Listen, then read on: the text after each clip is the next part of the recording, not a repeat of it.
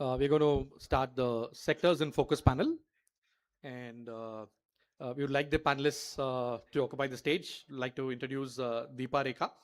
Deepa is a partner at Shardul, Amarchand, Mangaldas. She has 14 years of experience in M&A PEVC, and without much further ado, would like to hand over the proceeds to Deepa to moderate the panel. The panelists include Ashish Venkataramani, partner at 8 Road Ventures, Ravi Jain, investment director at TDK Ventures, Sanjay Ramakrishnan, founding partner, Multiply Ventures, Abir Seth, investment director at BII, Ashutosh Kumar, general partner and CEO, Expert Dojo Ventures. Over to you, Deepa.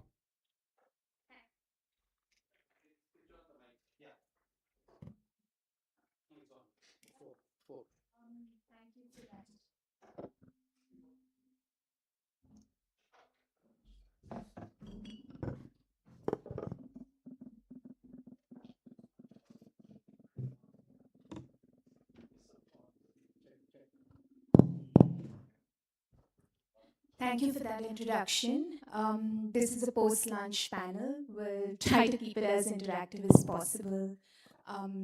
So maybe what help is, yes, esteemed panel, most of you know them, their credentials, but maybe a quick round of introductions along with the organization that you work for, the sector that you focus on, the type of investment in terms of stage, value, and when you maybe talk about sectors, let us know what are the sectors that you like to focus on in which you typically don't invest in.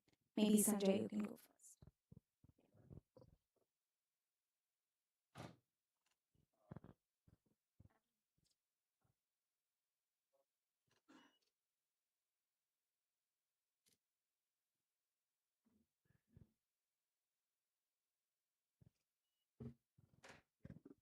Hi everyone, good to be here. I'm Sanjay. I'm the founding partner of Multiply Ventures. We are an early stage VC, typically invest in the consumption theme for India, and three sectors that we kind of cover are fintech, consumer tech, and consumer brands and enablers. Investing out of the first fund, pretty much completely invested, I must say, at this point in time. First fund was a 260 crore fund. As we speak, we are raising our fund 2, which possibly will end up at a 400 crore kind of a corpus. What else to kind of cover? Three of us have been the three partners out here. We were operators prior to starting the fund. So what we try and do is bring that operational leverage and the network that we kind of bring onto the table. Pre-seed, seed has is first fund 25 companies. All of them were pre-seed. Almost 50% was just an idea that we kind of invested in, equally divided between consumer brands and fintech. So that's me. Hi everyone, good afternoon. My name is Ashish Venkataramani. I'm a partner at 8 Roads Ventures. We are a global VC stroke PE fund that is backed by Fidelity, present in Asia, in India, China, and Japan, Western Europe, and Israel, and we have a sister fund in the US. In terms of sectoral focus, half of what we do is healthcare and life sciences. The other is technology. Technology, very broadly defined, covers consumer tech, fintech, enterprise tech, and AI applications. We are slightly later in stage to Sanjay. We would typically underwrite early growth and growth stage deals. So our check sizes range at the lower end from about 5 million to 40 million. We've been in India for about 18, 19 years. We've done about 95 investments. Look forward to the panel. Hi, I'm Abir Seth, investment director at British International Investment. We are UK government's development finance institution. Most of you might know with us from our prior name called CDC, which was a shortened form for Commonwealth Development Corporation. We are set up with a dual mandate, of course, towards impact in delivering private sector growth and development. So we invest only in South Asia and Africa. At the same time, of course, making commercial returns for our shareholder, which is UK government. So a quasi-sovereign fund. We invest across sectors from hard infrastructure, renewables, to financial services, to sectors on manufacturing technology as well. Given we are balance sheet investors, we typically can do anything from equity, debt, anything structured as well. So that's the life cycle we operate in. We also invest in the funds of funds as well. So across in India, we have been there for decades, different forms and avatars, and happy to be in this panel. Thanks. My name is Ravi. I represent TDK Ventures. TDK is a Japanese electronics components company. Um, active, passive components, sensors, batteries, and so on. And I represent the corporate venture arm of TDK Corporation. We started 6 years back. We are about 500 million assets under management. This is a global fund. We typically invest in hardware tech, deep tech overlap, right? So some form of hardware, specifically electronic hardware, is important for us, and that's very broad. We invest in mobility, robotics, industrial AI, semiconductor packaging, energy transition, because we are also a large battery company. And typically we come in early, Series A up to 5 million, and and then follow on cumulatively, not exceeding 15 million in a single portfolio company. We have made 53 investments globally over the last 6-7 years. We typically do 7-8 investments a year. In India, we do investment a quarter roughly over the last 2 years when we became active. Here we have deployed 6 investments, probably 2 more to go in this month or so. So that's about TDK Ventures. Happy to be here. Hello, everyone. Thank you so much, first of all, Arun, for having me here. My name is Ashutosh. I'm the general partner and the CEO of the global fund called Expert Dojo. We are based in Los Angeles. We have made 260 plus investment around the world, 30 in India, 40 in Africa. Majority of them are based in the US. Last year, we decided to launch our India dedicated fund, so we are here as well. Couple of portfolio, if I can, name out loud in Bangalore is Consumer AI. We have Beehive co-working space. We have ZP Mugafi. These are a few companies that we have done from the FDI route. We are in the process of setting up our India dedicated fund under AIF as well. Thesis has been always simple, coming at very early stage, pre-seed and seed stage, and then we do follow on up to $1 million later on at Series A stage when the companies are growing. Yeah, I mean, this is a good time to be in India. I think we decided there are like thousands of signals showing us that okay, you need to be in India. The reason being, me as a partner in the US fund, I decided to kind of move back and spending time between LA and Bangalore now. But our faith for India is like next decades or two, or at least for the lot of innovation money to be made out of here. And here we are. So really excited to be on the panel and looking forward to contribute. Thanks, everyone. Clearly a very interesting, varied panel in terms of sector focus. And most definitely appreciate the positive outlook that Ashutosh is bringing in at the beginning of the panel. My next question is obviously going to be focusing on the one word that everyone's talking about everywhere, including my 4-year-old nephew. Now, in the sectors that you focus on, what has been the positive and negative impact of AI? And are there any specific sectors, and here it'd be great to have Sanjay and Ashish's feedback, like the healthcare sector or the consumer sector, are they insulated from the so-called growth of AI? I can go first on this. So as I mentioned, we are a consumer fund. So both in health, so we have done a set of healthcare investments as part of Fund 1 and lots in the consumer brand side. Now, where we kind of see AI playing its part is obviously, in terms of content creation for the consumer brand side, lots on the communication side that's been kind of optimized, lots in the market research side that's been kind of optimized. So I think I would kind of leave it at that. But on health, there are at least the 2 firms that we've invested in, the lots of proprietary data that they kind of get. One is in the mental health space. So I think that's been possibly a game changer in terms of outcome. So I think health always, whether there's AI or not, I think it has 2 or 3 things that needs to kind of work. One is outcome, trust. It's a huge trust-led kind of a thing, and it's a regulated kind of an industry. So what we are seeing is that's the positive in the sense that you can, with proprietary data set, do kind of, manage the outcome better. On the consumer brands, I think still a long way to go. It's not been that disrupted. So I would always, and at least as a fund, our thesis is that on the consumer brand side, You can do lots of optimization on advertising, content creation, so on and so forth. But eventually, it's a product or a service that people are kind of buying, and that's what kind of makes the difference, right? So I'll kind of stop at that. Deepa, my take is I don't think any sector is going to be spared the disruption. I'll talk about healthcare. That's what I spend a lot of time on. I think, look, you put the patient in the center and you start drawing circles around that. The first circle is direct care to the patient. Okay, take a simplistic view and say that's not going to get disrupted, probably, right? Because regulatorily, for patient and trust and for physical access, you need a caregiver. But then you take a step back. The next circle is around clinical judgment. We're seeing meaningful sort of augmentation of what people are doing with AI. We backed a company called In Silico Medicine. They went public in Hong Kong last year. They've shown that you can accelerate the time as well as cut the cost it takes to get a new drug, an AI-generated drug to market. The second piece is in manufacturing. We're talking to companies that are using AI to generate protein sequences that just have dramatically higher cell expression. So what does that mean? You get more proteins per batch, you get cheaper cell therapies, you get cheaper proteins, you get cheaper peptides, you get cheaper immunotherapies. We're talking to companies that are crashing the cost of next generation sequencing. So DNA, RNA sequencing, which means doctors can take judgments on which drug will work, which drug will not work, improving outcomes. So I'd say that second layer, which is augmenting the caregiver, is a big opportunity. I think it's a meaningful unlock. We're looking at it in a big way.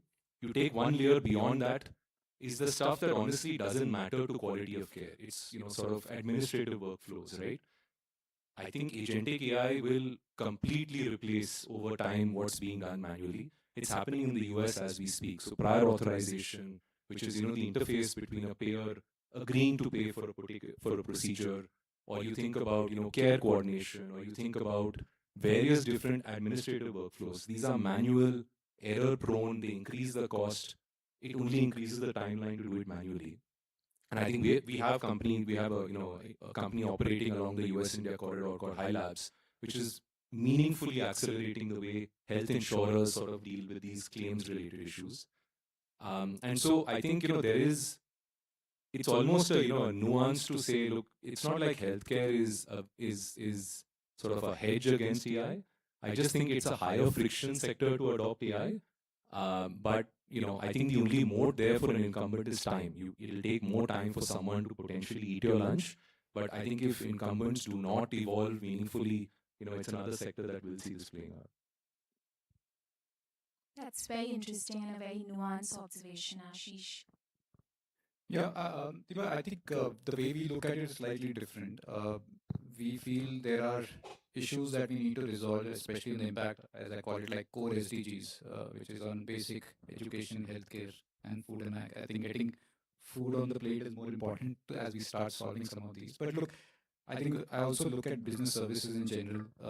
I mean, the impact that we're talking about, at least in IT, BPM service, my personal view is still very far away, largely because the cost commercial case that we're talking about, human versus AI, is very steep right now.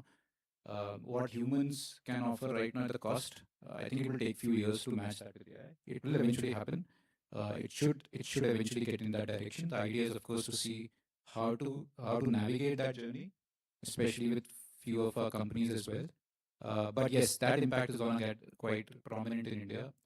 I think there's a second order impact we all been talking about, largely that, look, if that has a steep impact in our sectors in India, how would it lead to in terms of job creation and the overall domestic consumption economy?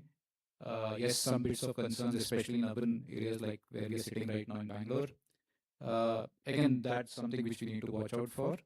And third, across all our portfolio companies right now, we have started navigating the journey towards AI, using them for productivity reasons, but still very early.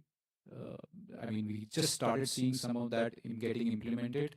Has it eventually started replacing and minimizing cost? I would say the answer is the jury is still out. I think from our side, we play in AI and hardware and AI. There's a lot of overlap. So we have seen the upside of it. At the core AI itself, the AI infrastructure for inferencing, for example, Grok was one of our first portfolio company, and it recently got acquired by NVIDIA for low power inferencing, which was a good validation of the investment which was made pre-GPT era, right? But across the value chain of AI, whether it is power delivery to GPUs or data center technologies, cooling technologies, etc., etc. Apart from the applications, we do everything on the hardware stack, right? And therefore, there is a huge amount of opportunity because the data center demand is increasing, and therefore all peripheral needs are increasing. And even in non-core sectors, which are non-AI centric, you would not call them AI companies. We have two, actually. We have an overlap with BII on Fasal, which is doing AI for predictive agriculture. And Eight Road Ventures, we do the Exponent Energy, which does rapid charging. And in both of them, there is a huge amount of the conventional AI, not the LLM type AI, which is being used. Our latest investment, C2I, which is also Bangalore based, is again optimizing power delivery to GPUs, for example. So a lot of core AI work, and even in traditional sectors, the application right before on top of hardware is AI. So we are seeing a lot of new business models or applications come out of it. I think pretty much all the points have been well covered, but then I can 100% resonate with what Ravi is saying, because AI boom is actually a energy story disguised as a software story or whatever you call it. Because if we do one prompt thing in the back end somewhere on the data center, there's a lot of energy transactions happening on the other side as well. So there's a lot of definitely opportunity on that front. Like if you're building something on the energy side, or be it like optimizing your grid or whatever it is. Like I don't want to go deep into the technology here, but for us, we have done so many AI companies. Like even as an example, giving you an example, LA-based Indian founder called founder of Matchbook AI. Like they're doing incredible job when it comes to data. Same pretty similar company that we have in Bangalore called Consumer AI. We have like 45 medical tech and biotech related companies as well. Pillar Biome is really good for the sequencing, and then we have one amazing company going under $1 billion acquisition called Clean Access. They do patient care, and so I think what everyone on the panel has been talking about is like is definitely increasing the productivity that we have internally, as well as a VC fund that we all manage. We have a bigger pain. We handle somewhere jumping on from Excel to one of those Notion, HubSpot. I mean, like hundred of tools. The biggest pain that we all have is like getting all this data and consuming and putting it in a nice way. But now we have started utilizing AI to at least synchronize the information that is coming in. So it's enhancing the productivity that we have. And I think if the founders who are listening to this, I mean, the interesting industry would be the intersection of AI with, let's say, healthcare, with construction, with real estate, whatever you do it. And then there's a lot of opportunity, to be honest. We are very much bullish. I think we are getting to a place where there's a lot of activities happening on the deep tech space here as well. So the major problem is not that you cannot create the product anymore. It's the distribution that you need to own it, and then only you can win it. Because now you can create a product over the weekend using AI, to be honest. And it's so hard to discriminate that. So the biggest struggle that we are facing is that a lot of rappers are coming to us every single time. I was talking to someone, I don't remember. We have 3,000 deals sitting in our pipeline, and for pretty much 20-30% of them are just the rappers. Like everyone is trying to become the founder with just creating one of those, calling using the API. But I mean, like, build something on the core of the technology and it intersect with two different industry. I think there's a lot of opportunity can be, like figured out. Can I just add, Deepa, the second part of your question was around sort of potential negatives. It's not a negative, but I think, if you look at cybersecurity, fintech, healthcare, I think the issue is these are inherently sort of deterministic systems, and you try and apply probabilistic AI on it, I think you need to be careful. And those guardrails being set up are probably pretty important.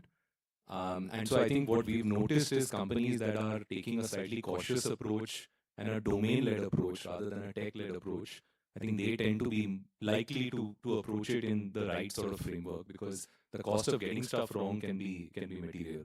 So I think that's sort of a watch point that at least I think a bunch of investors are thinking about. Yeah. Oh, I mean, interesting nuances again. And one positive takeaway that I have, especially when Ashish spoke about drugs being produced, accelerated, discoveries being made, which are again accelerated because of AI, like the drug that you spoke about in Hong Kong. I think those are going to be amazing in terms of the kind of impact they'll have on humanity. And I would tend to agree, Ashish, a more cautious approach by the people who use it is going to, something that you'll also consider when you watch their products and something that'll be helpful for the community as a whole. Maybe a bit of a segue. You spoke about 3,000, um, you know, deal flow that's coming your way. I mean, a question for the panel: how do you then distinguish what's good, what's bad, when you have 3,000, things sitting in your inbox, and you're going to distinguish and say, "Hey, this makes sense, that makes sense, or this doesn't make sense." I mean, that has been always a constant struggle for all of us because we don't want to lose the opportunity. A little bit, we always lose it sometime. But I think what we as a fund look for in general in the founders, of course, by after the first layer of diligence, is not what I mean, like how obsessed you are with the customer, like the customer obsession with the product. Because I mean, like we can do the regular diligence from the tech point of view from 100 different aspects, but what we are generally looking for, how obsessed you are with customers. Are you building an MVP or you are building a lovable product? Like, and I ask this question sometimes, like how many of you, like right here, like have ever dated someone minimum viably? No one, right? We are not in a minimum viable marriage. So I asked these founders to this question, like why you are building a minimum viable product. Those terminologies that we have been learning and being taught in the West 40 years back is outdated now. Like right now, you need faster execution, aggressions, and all this kind of thing. Build with customer love point of view. Like the greatest example in Bangalore, I came across a company called Software. Like they do airport pickup drop. Like it was built with love, the experience, like, and all the initial customers become their investors. So I mean, we look for the founders who are not obsessed about chasing the customers, but chasing chasing investors, but rather chasing the customers. So if we can get all those kind of signals, we try to because we are having a sector agnostic approach. We don't focus on specifically. We do have like expertise on being built on the side. As I said, 45 health tech company. We have like bunch of AI companies and stuff. So we do have the experts on the back end. If you have ever have to refer, but we as a fund in general look for the companies who are obsessed about the customers and how fast you can build this in the world of AI, because anyone can build whatever you want.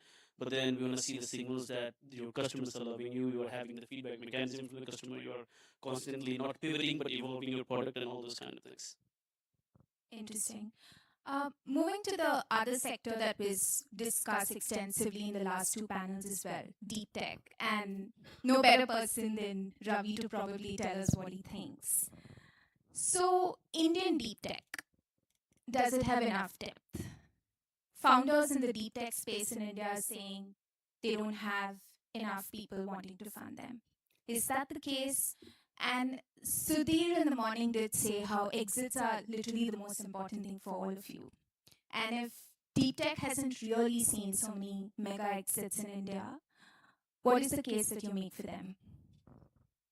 I think the deep tech story in India is very nascent. But given the size of our country, if you were to look at the number of entrepreneurs, even as a proportion, that leads to a high number. So if you put the regular yardsticks of whether a company has raised some, has been incorporated, raised a grant or seed investment, etc., and put the filter of deep tech, you would end up with around 1,000 companies today, right? So 1,000 is okay, decent. And if you look at the stack of funds that are chasing them, there are a bunch of micro VCs, family offices, and so forth. So 1,000, let's call them investable deep tech versus a lot of money pools with, let's say, 20% average allocation now to deep tech, given the it's becoming a trendy word, right? So there is money available. There are 1,000 deep tech companies overall, let's say. But the moment you start segmenting them into different sectors, you will see a very different picture. So you look at things like mobility. there are many companies at all levels, OEM, subsystem level, component level, let's say motors and drivetrain and software, etc., etc. So there is a lot of depth, breadth in that sector. You'll contrast it with semiconductors, you will find maybe 20 companies you would want to talk to. And after your diligence criteria, like you were mentioning, right, you will be left with 5, 10 which are investable. All of them have money, right? So all of them have been funded. We have met maybe all of them, and whoever was beyond a certain threshold of quality got the money. So I don't think so. Money is actually the problem. It's the sector by sector. Some sectors are very underrepresented in entrepreneurs, and certain sectors are overrepresented. Let's say space tech. I'm seeing a lot of space tech. Whether we have the demand for that or not, for each of those slices, and whether the timelines meet the funders' timelines or not for things like AI space manufacturing and space mining and so on, right? Those are very long-term sectors. So there are some mismatches if you go sector by sector, but I I don't think so. Money is the problem. Every threshold, crossing startup I have met has raised money eventually. So money shouldn't be the problem. I think it is lack of entrepreneurial activity and depth of the technology differentiation which continues to be the problem. And I mean, is there a solve for it? From a policy perspective, I don't think so. I think the government has only been liberalizing most of these sectors. It's just, I guess, the push. We need to see new age founders focus on some of these sectors, I guess. Yeah, I think I can think of two when we contrast the deal flow from, let's say, Europe or US or other developed markets versus when we contrast it with India. So the difference I find is that there is a lot of rich research being translated into applications from university onwards in these developed markets, which is largely absent here, right? And the entrepreneurs, so the onus of the heavy lifting of research to um, application creation and application creation is on the entrepreneur here, not the university, right? So this is one aspect. And then the second is the first, let's say, couple of million or so of funding is grant funding in the other geographies, whereas here it is actually friends and family, some initial equity money, etc. So that's another issue. And the third, of course, which I already mentioned, is uh, there are more people wanting to be what we do, investments, consulting, etc., and less the grunt work of actually creating something, right? Those are, I think, macro uh, points that I think are true to our ecosystem. Hopefully, they will, there have been some exits, right? Like Idea Forge, Sedemac, Aether are exits, but they are only 3, 4, right? So when more and more such companies will exit and their ex-employees will become entrepreneurs themselves, which always happens, I think some of these will resolve. So time will resolve some, but others are more structural. Like, I think one of your portfolio companies, Exponent. Yeah, I think it's former Ethos. So, yeah. I do have like I 100% agree with what he said. One thing that I have seen in the US, the West side, and also here in India, that is lagging basically in the entrepreneurs is the storytelling piece. By the way, like we are very good when it comes to engineering, when it comes to building the product and stuff, but when it comes to pitching it and bringing it to the market to commercialize in the states, we suck at it a little bit. As an Indian, we can accept the fact. In the West side, we have seen differently. Like we are our office is located very close to San Monica Pier. If you guys ever been to LA, there was a founder who used to walk in for all the events that he used to throw. He literally packed the tap water in LA and built a unicorn called Liquid Death. The company. There is a famous case study, and he literally sold the tap water from LA because waters are usually drinkable in the US, right? And then build a unicorn. But then in India, we have an amazing deep tech product, and I think the scarcity is going to be more because these guys are geeky. Like I went to engineering college. Like I used to be very introvert, like not even like able to talk to the people back then. So I remember those days when these founders are coming out of the school, the universities, especially the IITs and all. Like they are really good, amazing, incredible product. Even Brian, who is the founder of Expertos, we both did the India tour in January. We went to IIT Madras, we went to IIT Delhi, we went to all the IITs and met a lot of entrepreneurs. The common problem that we identify is the storytelling piece. Incredible product, but they cannot bring it to the market with the great storytelling. They immediately jump into the engineering side of it. That's something that we need to, be the fund manager or be in this ecosystem. We need to teach these entrepreneurs to become a great storyteller so that we can commercialize this deep tech product that we are building. No, 100%. It's good to know that the research is still strong because that ultimately is the fundamental core of everything. I guess, yeah, the VC funds can then help market like you, Ashutosh. Moving from deep tech to consumer, we have Swiggy, we have Zepto, we have Blinkit.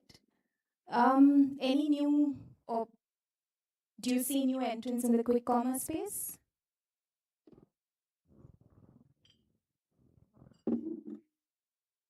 No, I think we invested in Slick. That's a quick commerce for fashion. I think the first cohort of companies in quick commerce, at least from where we sit, I think at the early stage, I think that's not anymore. Most of the sector, there is someone kind of trying to solve it. But we are seeing 2-3 trends out there, right? As much as there is a competitive pressure, so margins are getting kind of, there is a problem on the margin side of things. But we are seeing a completely new set of companies in the infra layer for quick commerce. This could be just your dark store management, cold storage. Cold storage has been a huge problem in India.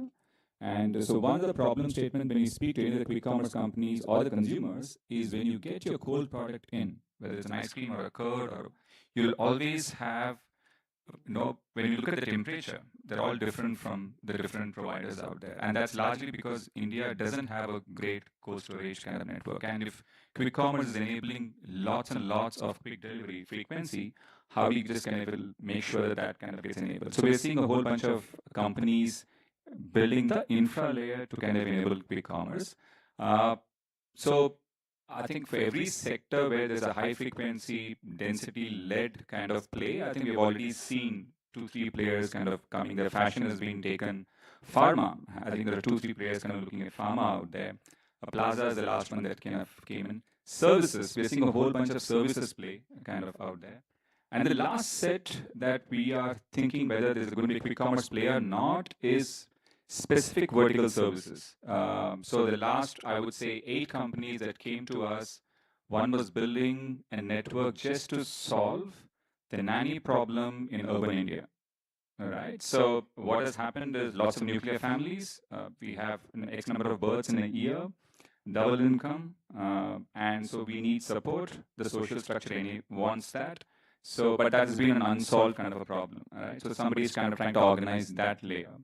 We have seen specific within the beauty and the salon kind of a thing. We're kind of seeing very, very specific kind of plays out there. So I think urban centers gives you that because time is of essence, and I don't think, given the infrastructure that we have in all the metros, and that if somebody can enable you to kind of better use your time, quick commerce being one of them, I think India, and that's why India is kind of played out the way it's played out, unlike lots of other countries in the world. And largely because time is of essence, and India, I don't think that is going to get solved at all. We can all complain about infrastructure, but I don't think it's just got worse every year. And quick commerce is one facet of it in terms of a business outcome, but we are kind of seeing lots more in the services play in the time to come. So maybe one more follow-up question for you, Sanjay, on this. In a quick commerce ecosystem, what, according to you, or where, according to you, is the real value creation? Is it the brand? Is it the logistical layer? Or, like you said, the whole warehousing, dark storage?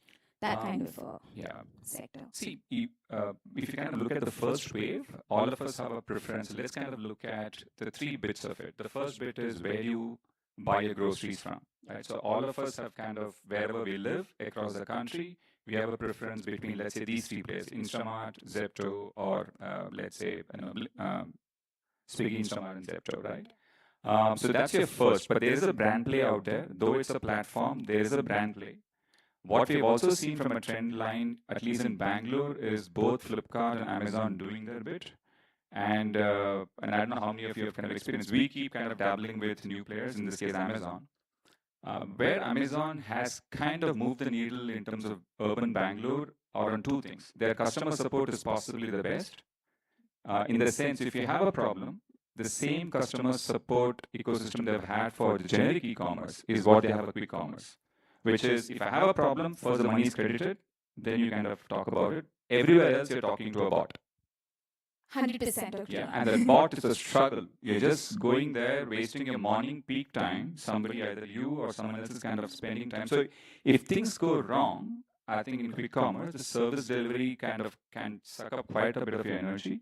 So we are seeing, in terms of brand preference, I think it's still early days to. I think except for Blinkit, I think it's still an open market in terms of who will eventually kind of play, how things will play out in the next 5 to 10 years. I wouldn't rule out both Amazon and the Flipkart slash Walmart just because they have the money, they have the distribution. So we'll see how that kind of plays. So that's the first part. And the second part is for every other product or services. I think there are verticals that will kind of get formed, and there are going to be possibly new players who will play that. Yeah. Moving to the other sector, energy, I think thanks to multiple wars, the AI infrastructure situation, maybe a question for both Abir and Ashutosh, your thoughts on this. What are some of the innovations you're seeing or would like to see in the energy space?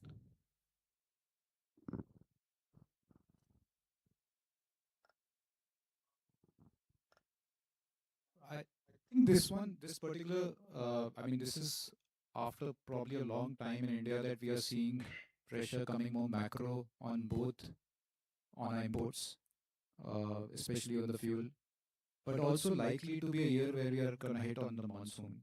So there is an impact you will also end up seeing on the rural consumption. This is probably after 8 or 9 years that you're seeing this kind of double whammy playing out. I think while we all, of course, as we all been, of course, looking at energy transition ourselves, but I think for us, food security is also a critical piece. So when we talk about investments that we try to do most on the early stage type, like the ones like Fasal, which is on more on the climate resilience, we're also looking at innovations happening, let's say climate resistant seeds, which are far and few. I mean, there are not a lot of investments that have gone into this business, especially in India, where there has been no lack of innovation.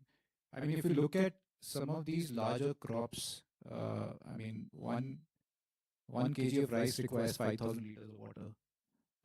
And similarly, if you look at maize, I mean, it's equally close to 2,000, 3,000 liters, right? So the amount of energy intensity each of these crops requires is immense. I think that's where we are also working, other than, of course, the climate and the energy transition perspective that we are looking at broadly in other sectors. Ashutosh, any views on what innovations you're seeing in the energy space, especially maybe outside India, and give us a comparative perspective? I think energy is the backbone of all the sector that we are talking about. Like I think he mentioned about the consumer and the supply, the dark stores or supply chain logistical piece. Even everything, like if you see, the backbone is always consuming energy. Like we have an amazing company in North called Zippy. They do the ice cream and cold supplies. We were the early investor in the company. Now they are doing Series B. But then it's ultimately boils down to how you're optimizing the energy. To be honest, like be it computing, be it AI, or be it whatever the industry that we are building in. In fact, our family office, that we are a single family office backed fund, they owns a town near the valley, and it's like a thousands of acre of land and pretty close to the valley. We were thinking of building the data center there as well. The struggle that we boils down and ended up having is the energy again. Like we couldn't provide enough energy that we're supposed to, and then we had to shut the project down.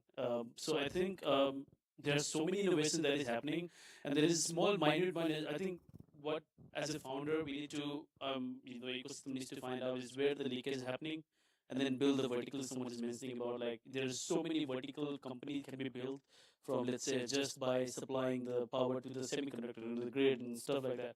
So identifying those and then optimizing and building company across it is huge demand. Like going back in the bottom of the pyramid, in any industry. So a lot of like technologies, like we are not having expertise on that, but the great company that we have on the deep tech side, especially, it's like Latitude 40, based in Italy. They're based Series A now. Like we're the lead investor there again. So they do using the satellite, finding where is the heat being, like kind of map sensing, but then and optimizing and how you can bring the temperature down, because we don't really touch that. Like in Bangalore, if there's more traffic going on one, let's say Silk Board, for instance, the temperature is always rising. So we need to also make sure to control the temperature so that the society, there are like hundreds of those kind of like problems that we can identify and solve that. So I think innovation, like as we have grown up here, like the phrase called necessity is the mother of invention, and now there's like necessity around pretty much every sector, every place. So you just need to put that lens on. So yeah, I mean, like we are not having expertise on the energy side specifically, but we do have very limited number of companies. Yeah. But there's a lot of opportunities going back in the bottom of here. Abir, just coming back to you, BII, impact investors, so possibly the most patient capital on this panel. Is your investment theme changing because of the wars, AI, or is that sort of making impact investors think where is all of this going? Or you continue to be positive, bullish, and say your food and agri, the sectors that you focus on? Yeah, I mean, on the contrary, it's positive. We are a counter-cyclical investor. We take a more long-term, patient view. I think some of these sectors we spoke about, whether you were, I mean, an example I was giving earlier. I mean, we invest in investments such as circular economy, where, for example, the fact that virgin product commodities prices have grown. I mean, you were seeing actually a commercial business case of recycling actually going up, right? So there are these commodities where you actually see like metals, for example, which have been being recycled for years, largely because the commercial business case exists. But there are commodities like plastics, tires, e-waste, where essentially this was largely all being driven by the government, because the kind of commercial case in terms of recycling wasn't yet there. I mean, that's the avenues that we are supporting, because we want to catalyze the market. We want to give that push in the market and create the viability of a business model where commercial capital can then eventually follow. I think with war, I would say that, look, when the prices of these commodities gone up, the commercial case for recycling has gone up. So I think in a way it's eventually affecting positively the whole ecosystem.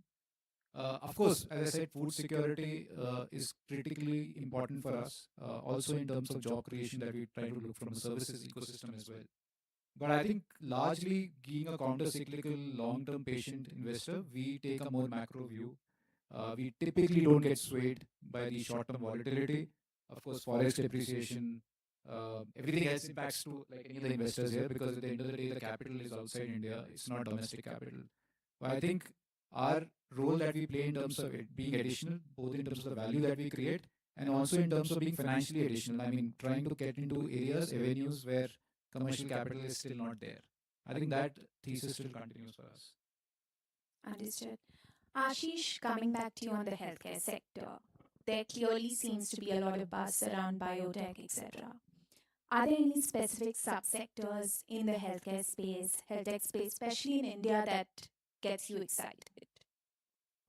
Yeah, I mean, biotech is actually a global one, and India is no exception to it. I think, and maybe I'll just touch upon why that's happening, and then maybe one more. But I'd say it's a couple of things. One, on the demand side, right?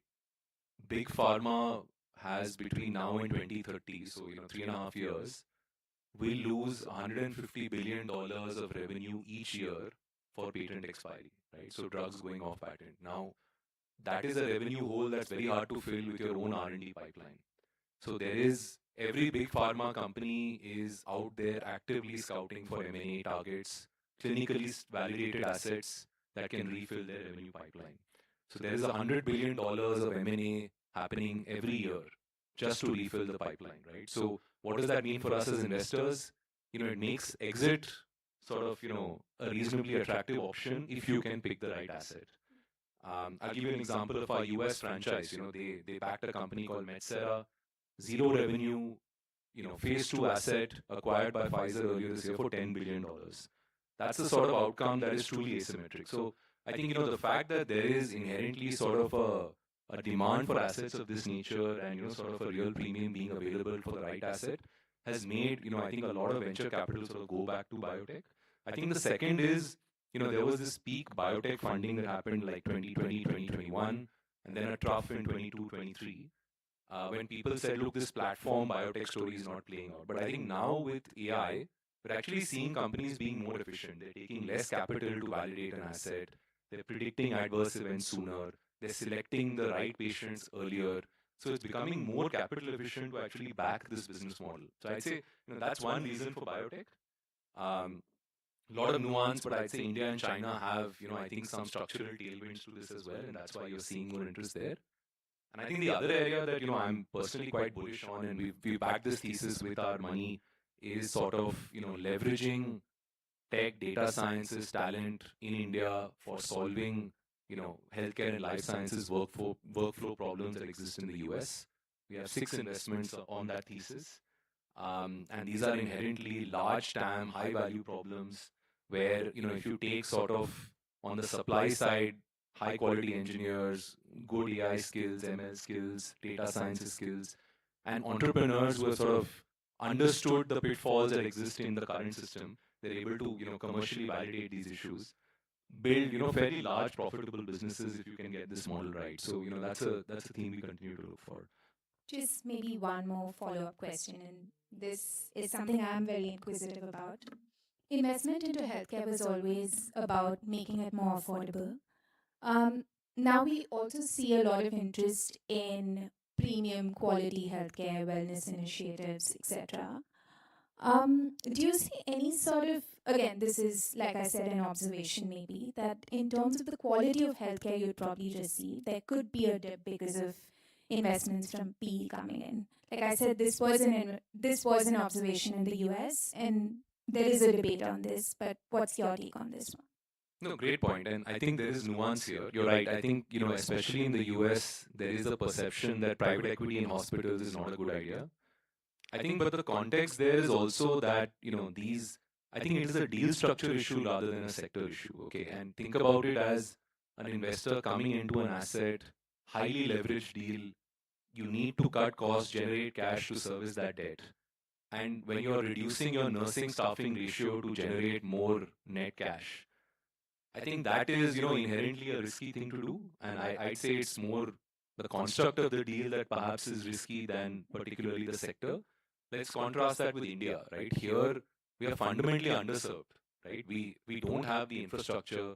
Government of India is very clear, we will be payers. We are not builders of infrastructure. So private capital here is actually adding access, not extracting access, right? So we are building beds, we're adding providers, we are sort of, solving for these access issues. So I think it's fundamentally a slightly different market context. And on top of that, look at our density, right? Even we have incredible competitive intensity because of the density. So if you cut corners in a city with 20 million people, there are enough other options in a 5-kilometer radius that a patient can get access to. And I think that competitive intensity is a self-regulating factor at some level. So I think, contrasting learnings from private equity in the US to India, slightly unfair, honestly. I'm less worried about it. And sort of the first part of your question, everyone likes to use the term K-shaped, right? That sort of every economy market is going in both directions. I think the good news in India healthcare is you can make money in both arms of the K. And, I think and if I take our own portfolio example, we last year exited a company, a hospital provider called Ujala Cygnus. We sold it to a private equity fund. They fundamentally cater to patients who use Ayushman Bharat, in tier 2, 3 cities, and the unit economics still work because and all the caregiving facilities engineered to make money on that reimbursement, right? And so you can, and if you look at the medtech companies, sort of Merrill or, Biorad or a bunch of others, they are taking J&J and Stryker and the established MNCs head on by targeting, I think, a very value-oriented consumer with quality that is on par. And so I think that is one arm of the K. And the other arm of the K is sort of the premium end, and I think we all have enough examples. We just exited 2 months ago a consumer nutrition company that Hindustan Unilever acquired, which is a premium product. They sell to sort of the avocado population, essentially. The Indranagar population. But, you can build, they went from 50 crore to 500 crore in a span of 4 years. And, profitable, growing well, and there is enough headroom there as well. So I think we're still lucky that we've got both arms of the K working. So as investors, I think the challenge for us is not sort of is the market opportunity there. It's more I think the asset selection. No, no. Uh, And yeah. I mean, we were investors in 6 hospitals over the last decade. We've exited now, but our learning has been very clear that quality trumps everything else. Clinical quality trumps everything else. When we took first of few of our assets, we went with an impact thesis of creating access in tier 2, tier 3 towns. Our whole thesis was that look, that patient migration should stop. I mean, if you go in UP, Bihar, most of it migration was essentially happening towards Delhi, for example, and it's likewise here in urban conglomerates here in South India as well. I mean, we found it quite puzzling that people were actually still ready to, while we created access there, they were still ready to go to these for any semi-elective surgeries. They would rather go to some of these centers in the urban centers rather than actually accessing them. And the problem is more about in terms of availability of talent. The challenge we faced was that while your operating pricing cost, of course, your pricing is 10 to 15% lower than your typical larger urban markets, your cost of clinical talent is almost similar. So those business models have to be designed that way, where you can operate into that kind of an operating cost structure. But eventually, clinical quality trumps. It takes time, but once you set it up, you will see. I think that's why I feel that it doesn't matter if it's a private equity, short-term, long-term investor. I think the fundamental thesis they are building out is the quality. If they are building out quality, demand will follow. And I'll add one perspective here as well, because what happened in the West, in the US, especially 40 years back, is happening in India right now. The middle class are rising. And that's why the integration of the consumer or healthcare or wellness, if you can do anything on that front, there's a huge demand that you can generate. Even we have invested in a company called 30 Forever. They do the dermatologist endorsed brand for people who want to stay young and stay 30 forever. Initially, they thought of launching in the US, but if you see, I think you might have a great perspective. The consumer market in the US is at saturated level. India, we are like 1.34 billion people. There's a huge demand, and middle class are rising. That's why companies like Zepto, Blinkit, we are just like getting into those luxury. People are paying for it, right? So, on the premium segment side, if you can do anything, there is a huge demand that you can generate. And this company is flipping the whole operation from the US to India, and they're launching a dermatologist-based US brand for be it serum or any of those, anti-aging, longevity. So even those domains are very interesting as well, because we stop using Lifebuoy and Lux Sabun now and going back to applying serum on our face as a main Indian as well. So we are getting awareness done from our end as well. So I think there's a huge demand that has been generated. Someone needs to cater those as well. And I think there are good companies doing incredible job like Mamaearth or anyone like, like dermatologists endorsed brand, Innovest and all. Yep, agree with you, Ashutosh, and would be good to have Sanjay's views on this, especially consumer facing. I think it's possibly for us as a fund, and when we speak about this to any other consumer funds, the largest piece of opportunity for India is on the preventive health side. And this includes everything from better food to better ways to kind of work out to better ways to kind of measure myself, diagnostics. It's a simple thing, right? If we move from the current $2,800 per capita to, let's say, the moment we cross 3,000, I think we are still a poor country. Yeah, the urban centers are rich, but we're still a poor country. So you will see the first thing that people in a poor country, and this is history kind of tells us that, right? Once you have certain set of income, there's still personal aspirations that you want to fulfill, and that includes products, services, travel, so on and so forth. And we are seeing a whole bunch of science and innovation coming through in terms of R&D-led preventive health across beauty and personal care being a large space. So you'll see lots more in that kind of happening. And that's been a big focus area for us. And that covers all products and services. And beauty and personal care is one. Travel is such a large theme, cuts across the segment, right? So I don't know whether you've kind of observed that ever since the PM kind of made this thing of don't travel outside, North, Himachal, and this last 3 months, there's been a traffic jam up north, right? It's people want to travel, from Gen Zs to everyone. Travel has become this new ways to kind of learn, experience, so on and so forth, right? So as the spending power increases, every $100 increase in terms of per capita, first thing that's going to move is people's aspiration to kind of buy in more, products, services, and everything in between. And preventive health or health and wellness is a very, very large play out. And we will see that in the next 10 years in India. Okay. Two last questions for the panel.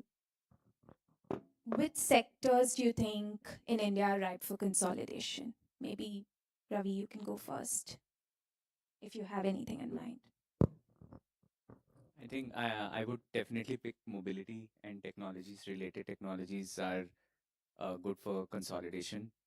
In the energy piece, on the generation side, there is already a lot of consolidation, but I would say new inverter tech type solutions, there should be bias for it. The larger companies who are legacy companies have distribution but not tech. I think those are where tailwinds are there, demand is very high or going to be high, and the legacy companies do not have the tech advantage which they will want to acquire. Right. Me personally, like, of course, Expert Dojo has a view that we always invest in the tech companies, tech-enabled company, fast-scaling companies. But I personally love, any unsexy business, basically, where there is a lot of thing that you can still implement using the technology and stuff, especially, let's say, for construction tech, for instance. So there is a lot of demand on that side of it. So, and I think Ravi could agree, the deep tech is now a science, basically, to attract a lot of customer towards it, right, as well. So I mean, like any old school, old fashioned business that is, you can still say it like that you can, use technology to bring that on the front foot. I mean, there's a lot of opportunities. But in India, to be honest, what if we see it from the global lens, there is a demand for everything. Be it consumer, deep tech, space tech. A lot of reverse migration is happening to India, so they are bringing the education and the knowledge from the all around the world. Bring now we are like building it from India to the world, so there is a demand for everything, anything. So we are agnostic. We always be agnostic. But then again, anything that is unsexy, old school, that you can digitize and use technology to bring it up. That's where the Yeah, I feel the consolidation typically happens in sectors which have some key ingredients, whether the organic growth is sort of moderating. There is availability of good professional talent. I mean, if private equities typically target consolidation, they would like to have seen sectors that have availability of good professional talent. And third, of course, is you will see typically some of these are cash-rich companies in case they are strategic in time. So I would see it will continue to see largely again in your technology space right now, especially in IT and BPM sectors. They are cash-rich companies. They would want to, of course, now expand into sectors where they don't have capabilities. They will also see a lot of consolidation happening from private equity players, larger private equity buyout funds, which will also continue to see. You will also see that happening. I mean, it's already started happening in hospitals, for example, in India, because the talent has been there. They have run this business. There's an availability of driving those outcomes. Similarly, in pharmaceuticals, of course, has been happening for past many years now. I'm not a consumer investor, but I am a consumer. And so, I think if I look at where, to my mind, anything that is service delivery is amenable for consolidation. You think about the cab services we used to use versus we use now, the hotels we used to visit versus we visit now, the restaurants we used to eat at, the hospitals we used to visit. I think consumers want quality, they want a consistent service, they want some sort of assurance of service delivery. And that is a good recipe for shifting from unorganized, fragmented to sort of organized, branded, right? And I think it will get accelerated in sectors where trust matters quite a lot. uh, Wearing the healthcare hat, it's happening in service delivery, whether it is diagnostics, whether it is healthcare providers, hospitals.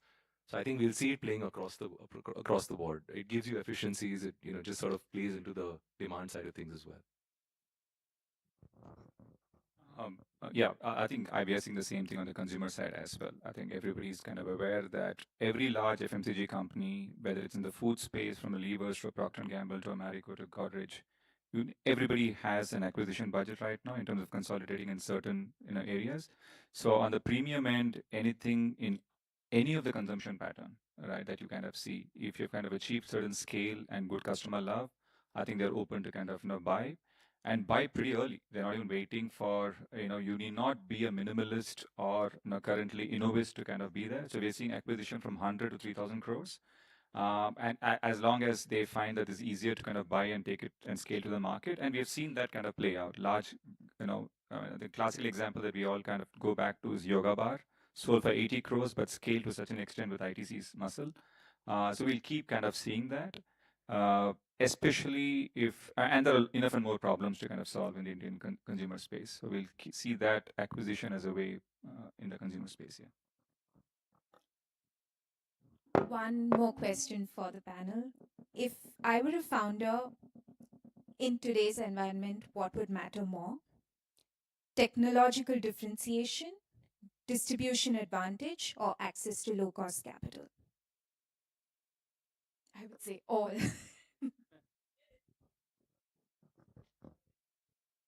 I mean, I'll go back to the same thing that says distribution matters to us, and your storytelling art. Like now you can build. Like I feel like I did engineering in computer science, and my degree is vested because like literally I don't need to code anymore.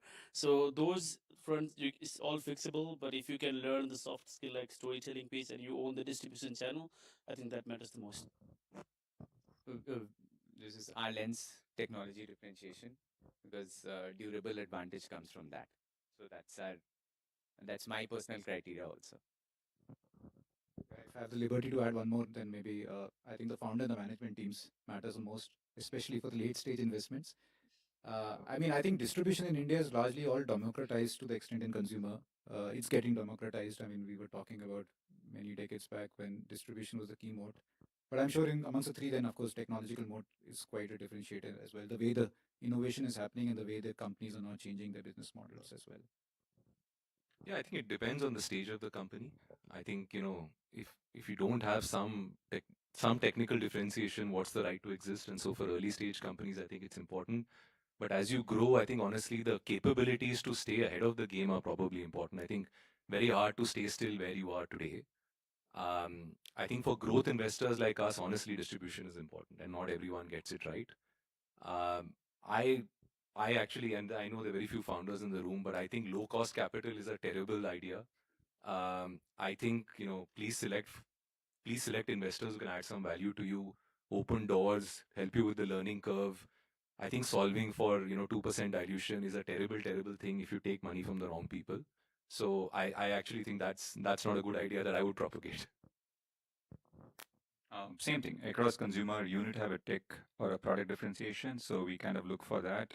So I think sometimes the storyline, the headline doesn't necessarily kind of reflect what's happening in the market. When you look at beauty and personal care, so lots of the media article would say there's so many of them, but the ones who actually make a difference are the ones that has a product mode. The second thing that we have seen is ability for the team to really understand. If you're in the consumer space and if you don't understand the subject called brand, they struggle. Most of the people understand performance marketing. It's pure science, very binary. But if you don't understand the concept of brand, so we kind of typically we have seen great founders in the consumer having a very, very strong brand slash somebody in the team understands that you work for one of the large FMCG companies. That really adds value in terms of what are the customer insights, how do you take that and make a communication plan and kind of create that from very early, even I'm looking at pre-seed, seed onwards. So I think those are the two things that we look for on the consumer side. Yeah. Thank you, everyone. It's been very interesting, insightful for me at least. Anyone from the audience? Questions? Yes.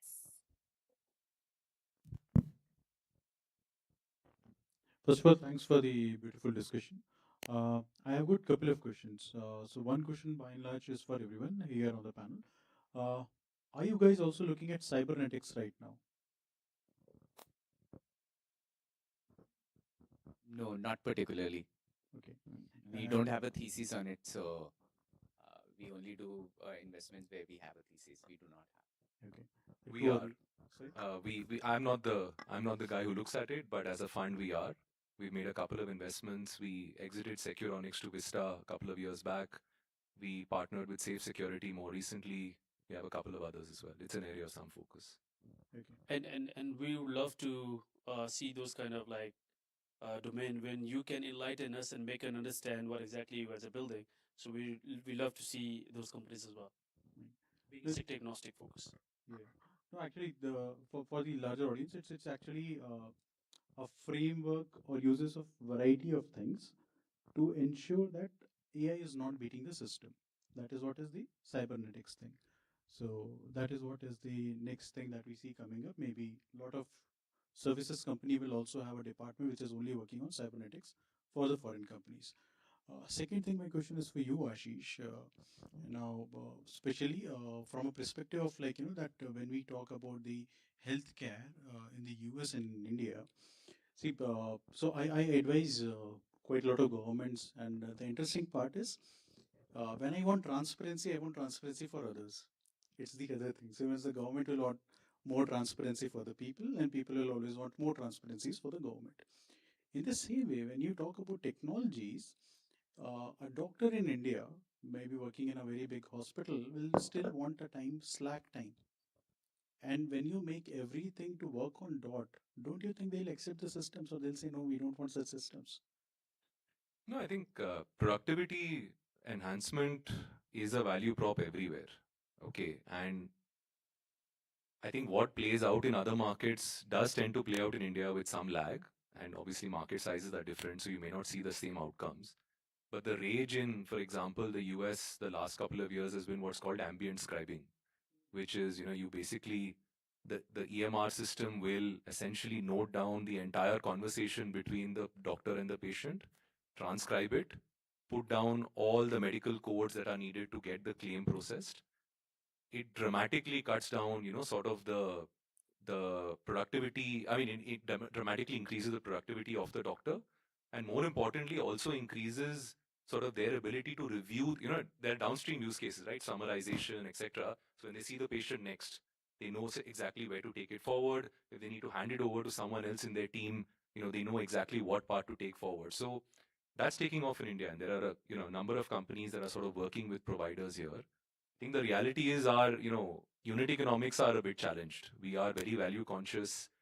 The cost of labor is nowhere near what it is in some of these markets. So I think adoption tends to lag. Pricing is a bit suppressed. So building these businesses for India alone is not the easiest thing to do.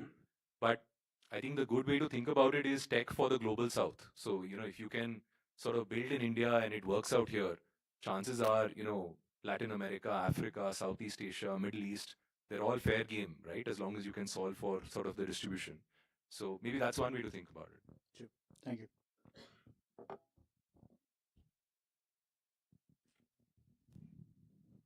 Hi, my name is Garima. I actually had two questions for Abir sir and Ravi sir also.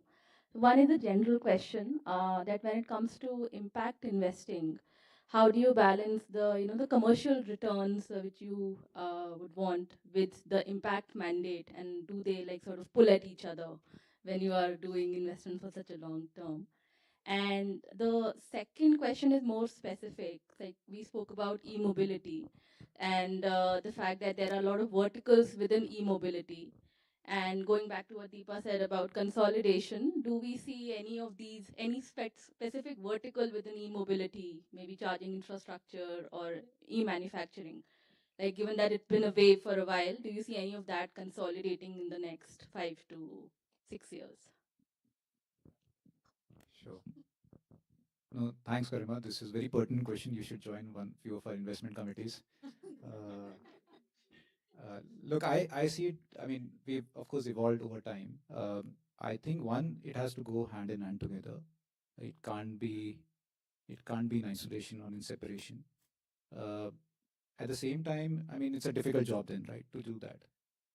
The challenge I feel is that you have to first look at a portfolio construction view. It's like a 2x2 where it's not a filtering criteria that it has to meet both commercial returns as well as impact criteria. Right? It is like a quadrant 2x2 where you would try to build a portfolio where you would probably could have a very high commercial return and maybe lower impact, and you could also have very high impact and lower commercial returns. That's one. But the learning has been very clear that impact can be created on a commercially sustainable, viable models. It's not the other way around. I mean, we can't create impact. I mean, if the business itself cannot stand on its feet, it will not create any impact, whatever you try to create on paper.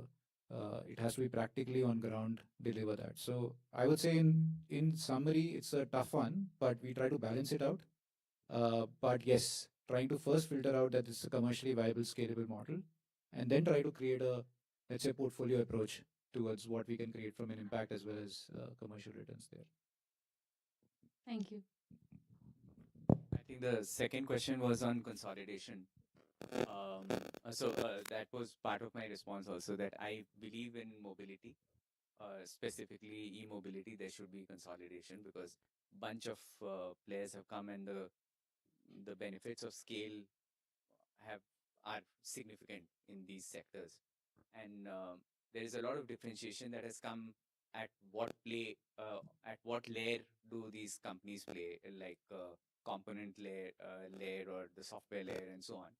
So OEMs and tier ones, let's say homegrown tier ones, should actually be acquiring some of these capabilities versus building everything in house. Right? So that should happen over the time horizon that you mentioned. Yeah. We do very little of M&A. Like the large companies in India have the mindset of scouting for a deal, like a attractive deal. So they end up doing poor acquisitions or acquisitions and then abandonment, right? Which closes effectively a exit route for investments. So I hope that that changes and the large incumbent companies start investing and acquiring these promising tech companies.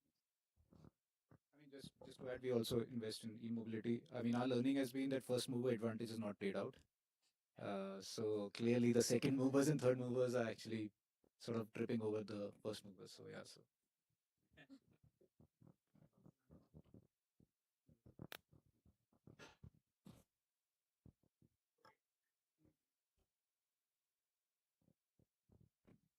yeah, Anjan here. Founder's question, very trivial one. How do you define what is deep tech?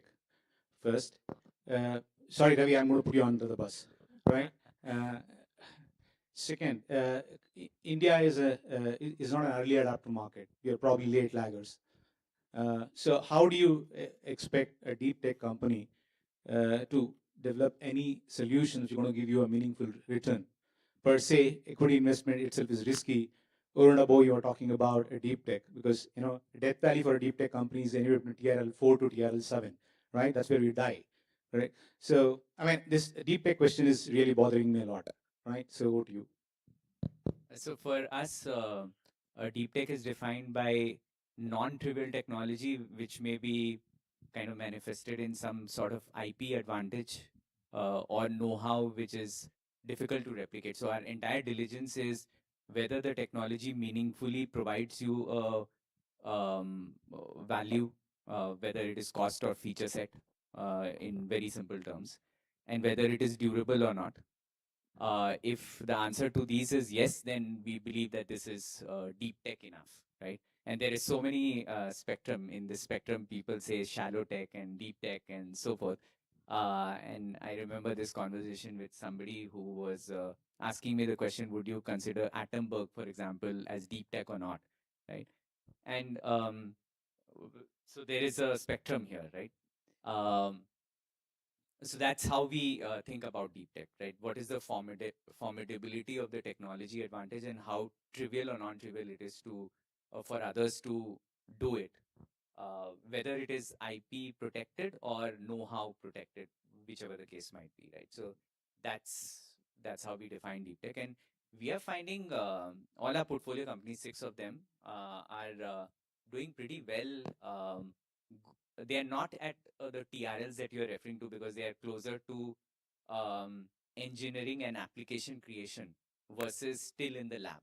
Our portfolio is of that characteristic, right? Where versus very early companies, let's say new cell chemistries, etc., they are actually in the lab, right? So the story there is very different. For us, our portfolio construction here has been out of lab and being engineered for product applications, right? So the TRL maturity is higher than what you mentioned here. So there, I don't think so. There's a problem because you actually have a end application and you are starting to ship at least or doing some pilots and so on. And if there are promising results and they continue to be strong because of the IP advantage, that qualifies for us. I have a question. Funny enough, I can also like in a funny way, if I can say, if your mom can understand what you're building, probably that's not a deep tech. Can I jump in on the second part of your question? And this is not deep tech, but let me say biotech, right? I think what we've seen is the market in India is shallow. I think let's recognize it. And so, if you're building in India, it should be coincidental. You need to build for the world. And I think the mistake we see a bunch of founders making is targeting, inherently a market segment that is local and not venture scalable. That's not a great place to be. And it is possible. I don't, for example, we partnered with a company called Bicare. The asset was discovered inside Biocon, right, at the animal model study stage. So it was a preclinical asset discovered for head and neck cancer in Biocon.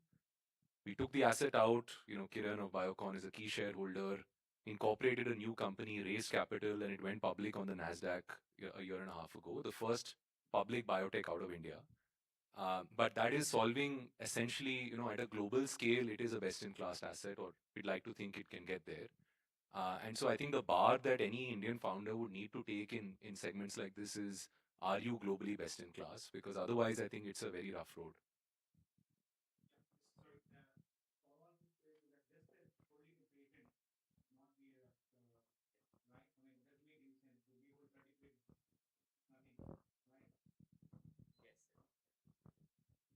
Sure. Hi.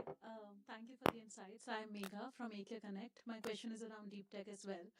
Which sector under deep tech do you think is overfunded relative to its commercial opportunity, since deep tech is so vast? I would say my assessment and other fund managers have very different views. I think space tech is overfunded.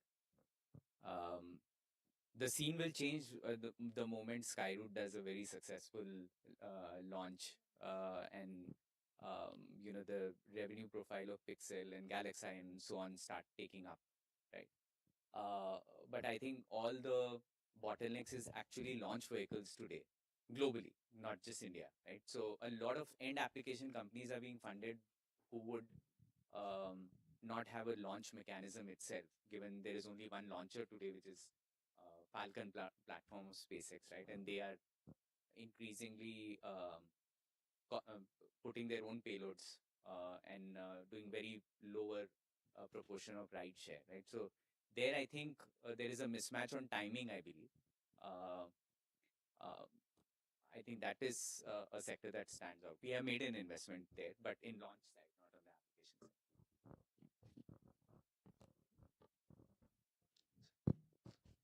side. Yeah. So this is regarding the conducive environment for multiple use cases.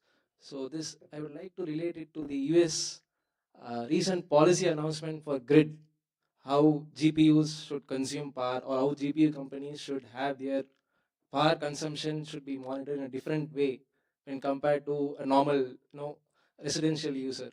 So will this policy drive reduce the speed of AI propagation? Of course, the end impact we all know it is happening already, but the speed of AI, will it be reduced because of such policies in US? And of course, what do you see in India? Maybe question to Ravi sir. I can probably give some perspective because we do a lot of energy for data center tech investments, right?